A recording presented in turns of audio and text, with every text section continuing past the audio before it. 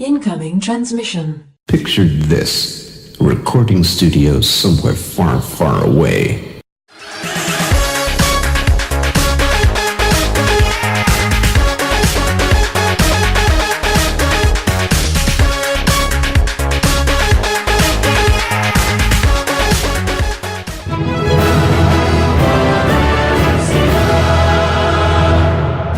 Welcome, Watchers of Illusion, to my Castle of Confusion on the 15th of November. I can't believe we're almost halfway through this month. It's crazy! It's Christmas soon. Just throwing that out there. Having a look at Hook today on the Sega Master System. I thought I'd give the Master System a little bit more love. I really hope it's worth it. Because, you know, these movie tie-in games don't always hit the mark, do they? I was going to do Hook on the Amiga, but for some reason I couldn't get it to work properly, so I'll bring you that one another time. Anyway, let's have a look at this intro.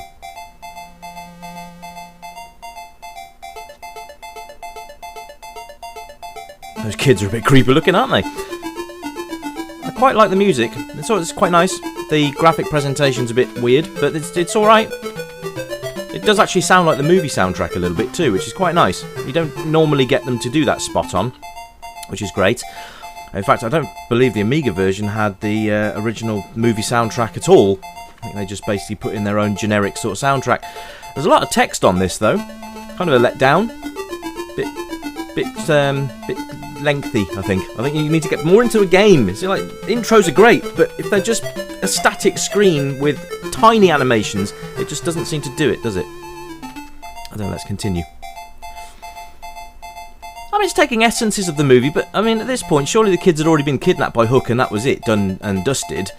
So it's not really following the plot at the moment. I mean, it would have been better if they'd have, you know, instigated the fact that Hook had nicked his kids already.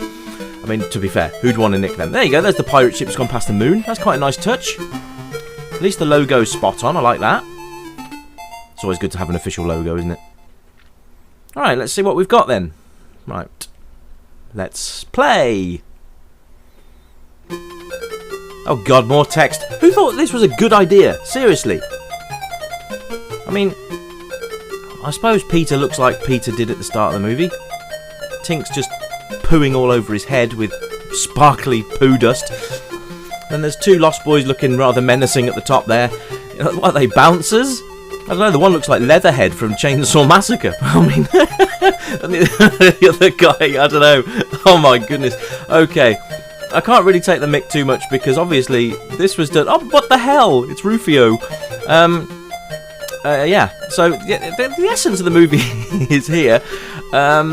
I'm struggling with this one, guys. I haven't even started playing it yet. I mean, look, we're you know, we're almost 2.5 minutes through this, and we haven't even played the game. Dear me, I'm hoping this is going to finish soon. I mean, when the game is like half the game is the intro, there's something wrong there. Anyway, so basically, it looks like we've got to take Peter through his training to become Peter Pan. So as long as we don't irritate Leatherface up there, we should be alright. Anyway, music's quite nice. Again, it is ripped straight from the film, which is quite nice. I always like authenticity when it comes to these things. So they've made an effort there. Alright, let's see what we're doing. We're actually going to play the game. Ah! Right. Those of you who've seen Hook will know that this doesn't happen until quite a way through the movie. He goes through a training regime. In fact, the Amiga version got this a bit better on, to be honest. At this point, Peter wasn't going around killing children with a knife. Or was he not dressed in the green outfit until practically the end of the film? I quite like the animations, though, and the poses as he actually sort of floats through the air are quite cool. I really don't remember there being piranhas in Hook, but that's fine. That's fine. And we can walk underwater, which is weird. So, yeah, we've armed with a knife, that's all we've got, and we can sort of jump and floaty type thing, which is weird because this isn't how the film was at all. But I suppose if you're looking to spice up the game to make it a bit more interesting, you've got to add a bit more element in. But the Amiga version was more like a Monkey Island light clone. So that was good because you could actually go through all the stages of Hook. I just don't know why he's murdering the Lost Boys. I mean, that's a bit weird. Okay, so I'm getting some sort of meter charge here. Okay, and we fall to our death. Oh, and look, and he reverts to being Peter Banning again after getting a spike up his arse.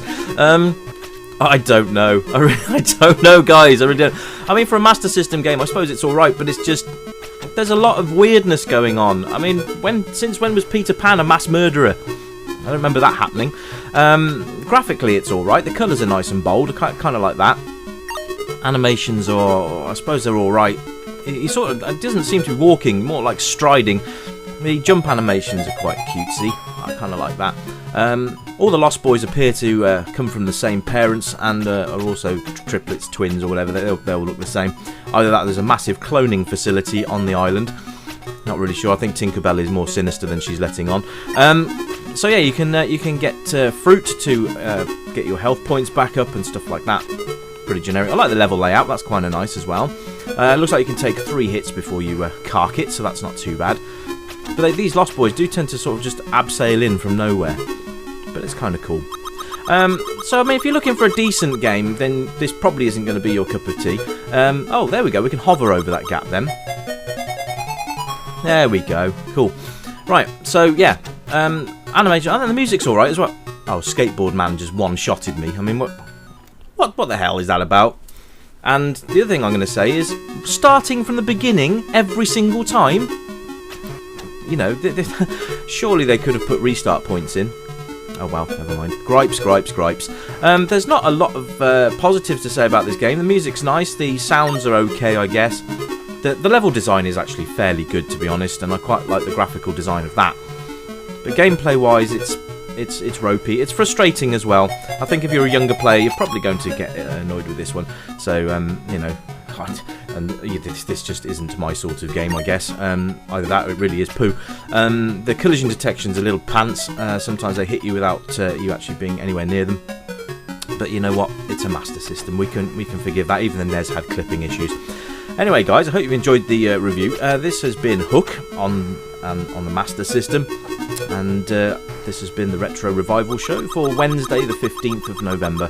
I will be back very soon with a brand new review. It's good to be back, by the way. It's nice to be doing these on a regular intervals again, which is cool. And I will see you guys in the next one. Hope you've enjoyed it. Have a great Wednesday, and I'll see you soon. Bye for now!